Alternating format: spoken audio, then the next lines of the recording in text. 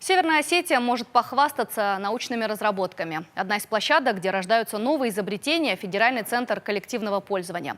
Он работает на базе Северо-Осетинского госуниверситета.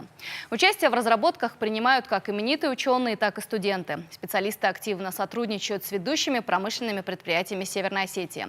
Все подробности у Ангелины Васильевой. Топливо можно снова регенерировать и снова использовать.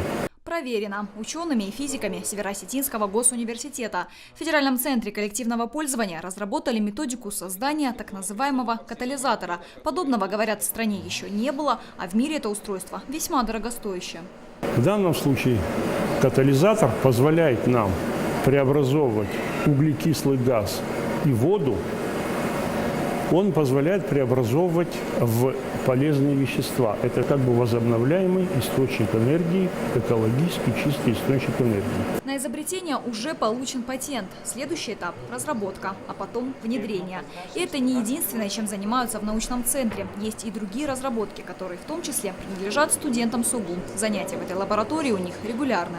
Мы получаем тонкие пленки методом термического испарения. Эти пленки используются во всей электронике. В принципе, эта электроника не будет работать без этих пленок. Но и на исследовательской деятельности работа здесь не останавливается. Дорогостоящие установки позволяют провести детально точные экспертизы, показать всю информацию об исследуемых наноматериалах и выявить причину возможного брака оборудования.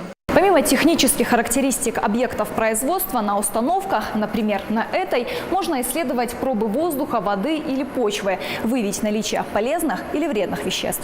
За экспертизой в научный центр обращаются ведущие предприятия Северной Осетии. Проводят ее высококвалифицированные специалисты.